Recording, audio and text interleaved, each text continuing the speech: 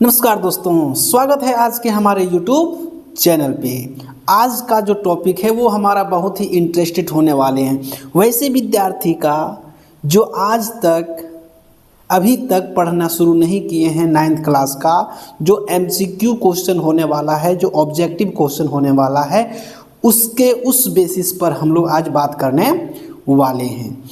तो आज का जो हमारा इम्पोर्टेंट टॉपिक है वह है परमाणु और अणु। परमाणु और अणु की बात को लेकर आज हम लोग क्लास करने वाले हैं। तो आइए शुरू करते हैं आज का हमारा नया टॉपिक, जो कि MCQ पर बेस्ड है। किस पर बेस्ड है? MCQ पर बेस्ड है। तो सबसे पहली क्वेश्चन का बात हम लोग जो करते हैं, ये जो क्वेश्चंस है वो बहुत ही मॉडल क्वेश्चन है, जो कि लगभग एग्जाम में पूछा जाता है। ये सब क्वेश्चन अगर आप कर लेते हैं तो ये समझ लीजिए कि आपका परसेंटेज बढ़ जाएगा, है ना। तो शुरू करते हैं आज के टॉपिक को। मॉडल प्रश्न उत्तर है आज का। जो पहला क्वेश्चन है वो ध्यान से सुनिएगा। क्वेश्चंस इंपॉर्टेंट है, बस ध्यान से आपको देखना है और इसको रिवाइज कर लेना है। फर्स्ट क्वेश्चन, कार्बन डाइऑक्साइड के सभी नमूने में कार्बन और ऑक्सीजन जो होते हैं उसका द्रव्यमानों का अनुपात जो होता है वह 3:8 क्या अनुपात में रहता है? 3:8 है ना, रहता है। यह किस नियम के अनुकूल है? यहाँ ध्यान दीजिएगा, आप दो नियम पढ़े हुए थे, एक स्थिर अनुपात का नियम और दूसरा पढ़े थे आप क्या? द्रव्यमान संरक्षण का नियम। तो स्थिर अनुपात का नियम ही यहाँ कहता है कि जिसका कहीं भी अगर ले जाओ, इसका कार्बन और हाइड्रोजन को कहीं भी ले जाओ, वो कार्बन और हाइड्रोजन ही कहलाएगा, दूसरा कुछ कहलाएगा। अगर हम यहाँ से अफ्रीका ले जाएं, है ना, इंडोनेशिया ले जाएं या चंद्रमा पर ले जाएं या तो कोई भी ग्रह पर ले जाएं, तो ये कार्बन और हाइड्रोजन ही होगा, इसके अनुपात में परिवर्तन नहीं होगा। तो ये कौन कहता है? स्थिर अनुपात का नियम। क्या हो जाएगा यहाँ? स्थिर अनुपात का नियम हो जाएगा।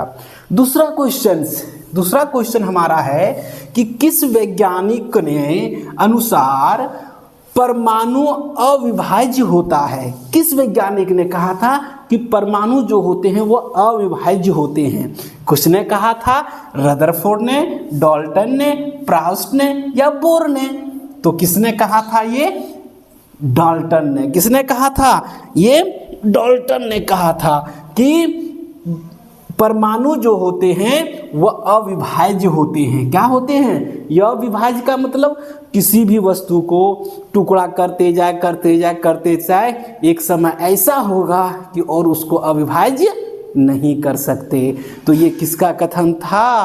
तो ये था डाल्टन का। तीसरा क्वेश्चन क्या है? थर्ड क्वेश्चन, तत्व के वे सूक्ष्मतम कण जो मुक्त रूप में नहीं रहते हैं। मुक्त रूप में मतलब फ्री अवस्था में, मुक्त रूप मतलब फ्री अवस्था में नहीं रहते हैं, किंतु सभी रासायनिक अभिक्रियाओं में भाग लेते हैं। तो उसको हम क्या कहेंगे? सभी रासायनिक अभिक्रिया में भाग लेते हैं। अणु तो बहुत छोटे कण होते हैं, वो तो रासायनिक अभिक्रिया में भाग लेते ही नहीं हैं, है ना। नाभिक तो रासायनिक अभिक्रिया में भाग लेते नहीं हैं, पिंड तो लेते नहीं, लेकिन कौन लेते हैं रासायनिक अभिक्रिया में भाग? परमाणु लेते हैं। कौन लेते हैं? परमाणु लेते हैं। चौथा क्वेश्चन हमारा है कि निम्न में से कौन एक परमाणु अणु के रूप में रहता है? कि ऐसा बताइए कि कौन सा एक परमाणु है जो अणु के रूप में रहता है। किस के रूप में रहता है? अणु के रूप में रहता है। तो देखिए, हाइड्रोजन, क्लोरीन, सल्फर, आर्गन, यही है।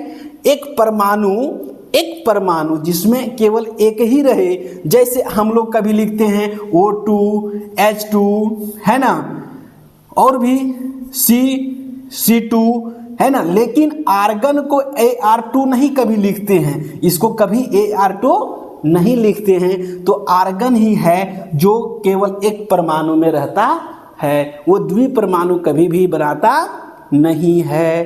तो इसका सही आंसर क्या हो जाएगा? आर्गन।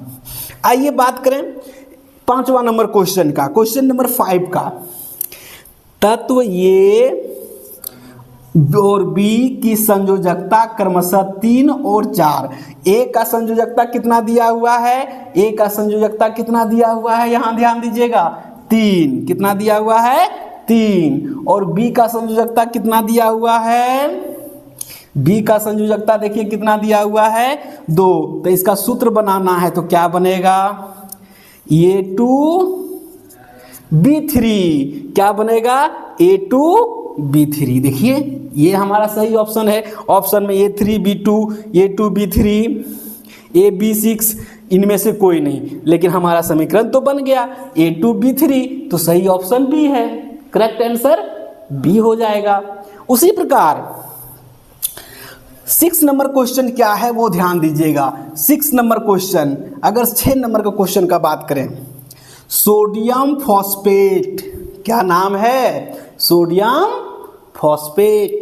तो सोडियम फॉस्फेट का यह अनुसूत्र होता है, क्या होता है यह अनुसूत्र, सोडियम फॉस्फेट का NaPO4 होता है, Na2PO4 होता है, या Na3PO4 होता है, या Na2PO4 का होल 3 होता है।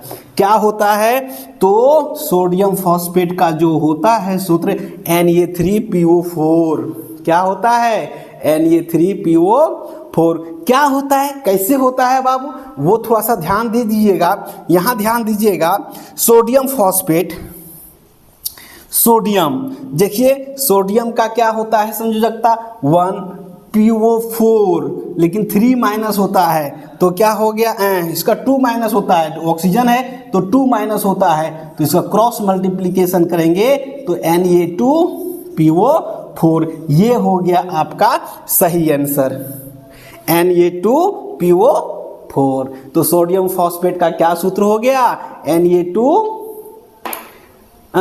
इसका देखिए PO4 है ना, तो इसलिए होता है, यहाँ देखिए Na3PO4 गया, क्या होगा Na3PO4 संयोजकता होती है इस तरह, फॉस्फेट है तो 3 माइनस में इसको करेंगे तो ये PO4 बन गया, है ना। अब आइए बात करते हैं अगला, एवोगाड्रो नामक एक साइंस वैज्ञानिक थे जिन्होंने अपने ही नाम पर एक कांस्टेंट स्थिरांक को दिया था, जिनका यहाँ मान दिया गया है कि एवोगाड्रो स्थिरांक का मान होता है, क्या होता है, एवोगाड्रो का क्या मान होता है, ये तो याद रखने का चीज़ है। 6.02 to 24 होता है कि 22 होता है कि -23 होता है, 6.022 इंटू 10⁻23 होता है, ये सही करेक्ट आंसर है। एवोगाड्रो संख्या जिसको कहते हैं एवोगाड्रो, है ना। अब आइए एक क्वेश्चन क्या कहता है वो ध्यान दीजिएगा। एक निश्चित तापमान पर गैस एक मोल आयतन कितना होता है, मतलब एसटीपी स्टैंडर्ड में एसटीपी पर कितना होता है वो देखिए, नॉर्मल टेम्परेचर प्रेशर में भी पूछा गया है, तो कितना होता है 11.2 लीटर होता है, 22.4 लीटर होता है, 100 लीटर होता है, या 22.4 ml होता है। तो सही जो हमारा नॉर्मल टेम्परेचर प्रेशर है वह है 22.4 लीटर, कितना होता है 22.4 लीटर होता है। अब आइए 9 नंबर क्वेश्चन, सोडियम का परमाणु द्रव्यमान 23 होता है, बात सही है। एक सोडियम का परमाणु द्रव्यमान 23 होता है, कितना होता है 23। तब बताइए कि 46 ग्राम सोडियम परमाणु द्रव्यमान कितना हो जाएगा। तो एक का होता है तो 2 को अगर हम बात करेंगे तो 23 दूनी कितना होता है 46, यानी 2 परमाणु हो गया। कितने परमाणु हो गया 2 परमाणु। तो इसका सही आंसर हो जाएगा 2। क्या हो जाएगा 2, यानी ऑप्शन नंबर सी आपका करेक्ट है, ऑप्शन नंबर सी आपका करेक्ट है। 10 नंबर क्वेश्चन बहुत इंपॉर्टेंट क्वेश्चन है, इस तरह का क्वेश्चन बार बार पूछा गया है एग्जाम में। आणविक द्रव्यमान 120, अब इसमें से किसका आणविक द्रव्यमान 120 है। अब आणविक द्रव्यमान आप लोग निकालने तो जानते ही होंगे, कैसे होते हैं देखिए।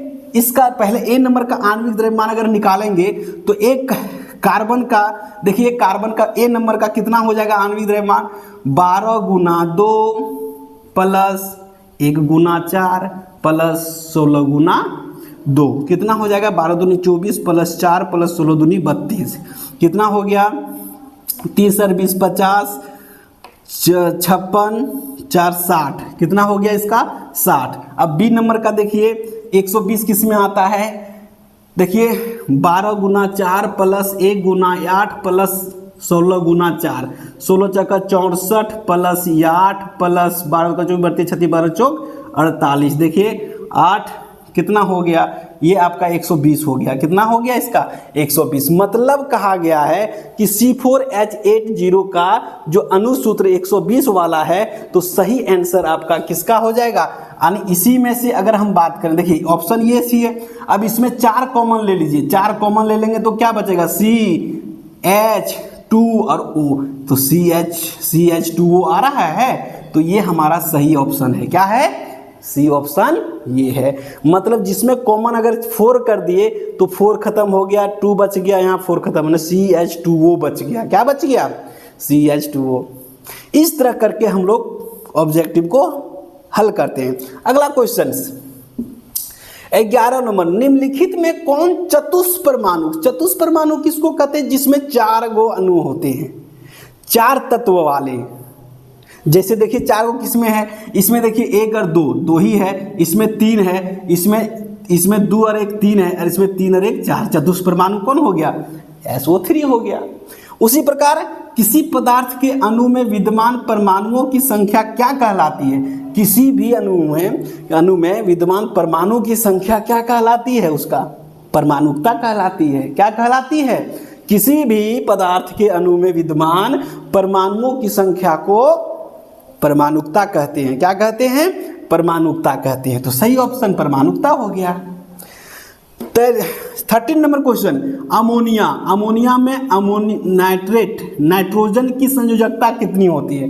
तो नाइट्रोजन की संयोजकता कितनी होती है बताइए। नाइट्रोजन की परमाणु संख्या 7 2 5 संयोजकता क्या हो जाएगा 8 में से 5 घटा दीजिए कितना बच जाएगा 3। तो संयोजकता सही संयोजकता क्या है सी नंबर सही है। ऑप्शन नंबर सी करेक्ट है ना। अब आइए लास्ट क्वेश्चन की ओर।